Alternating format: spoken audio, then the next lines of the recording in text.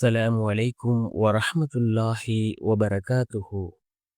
அன்பார்ந்த இஸ்லாமிய சகோதரர்களே, அல்லாஹ்வின் நல்லடியார்களே, நாம் ஒவ்வொரு நாளும் பார்த்து வரக்கூடிய துஆக்களினுடைய தொடரில் இன்று நாம் பார்க்க இருக்கின்ற விடயம் என்னவென்றால், அல் குர்ஆன் கூறக்கூடிய இந்த துஆவை நாம் ஒவ்வொரு நாளும் ஓதி வருவோம்.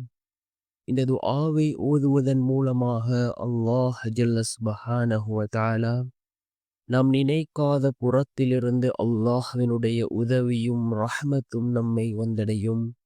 நாம் நினைக்காத புறத்திலிருந்து அல்லாஹ்வினுடைய ரிஸ்க் நம்மை வந்தடையும். அதே போன்று நம்முடைய வாழ்க்கையில் உள்ள எல்லா காரியங்களையும் சீராக்கி தரக்கூடிய ஒரு துஆ. நாம் இந்த துஆவை அதிகமாக ஓதினால் அல்லாஹ்வின் பாதுகாப்பு நமக்கு கிடைக்கும், அல்லாஹ்வின் உதவி கிடைக்கும். பிறரிடம் கையேந்தக்கூடிய சூழ்நிலைகளை விட்டும் அல்லாஹ் நம்மை பாதுகாப்பான். அந்த அளவுக்கு சிறந்த அற்புதமான ஒரு துஆவை தான் நாம் இன்றைய வீடியோவில் பார்க்க இருக்கின்றோம்.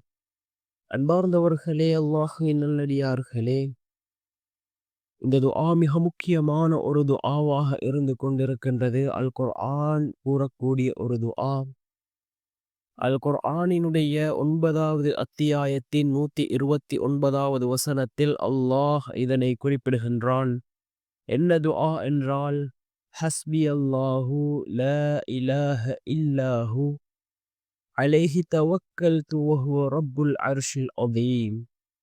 ஹஸ்பி அல்லாஹு லா இலாஹ இல்லாஹு அலைஹி தவக்கல்து வஹுவ ரப்புல் அர்ஷில் அதீம் என்ற இந்த துஆ, இதனுடைய பொருள் என்னவென்றால், அல்லாஹ்வே எனக்கு போதுமானவன், அவனை தவிர வணக்கத்திற்குரிய வேறு நாயன் இல்லை, அவன் மீது என் காரியங்கள் ஒப்படைத்து முழுமையாக நம்பிக்கை வைத்துள்ளேன், அவனே மகத்தான அர்ஷின் அதிபதியாவான் என்று பொருள்படக்கூடிய இந்த துஆவை ஓதுவோம்.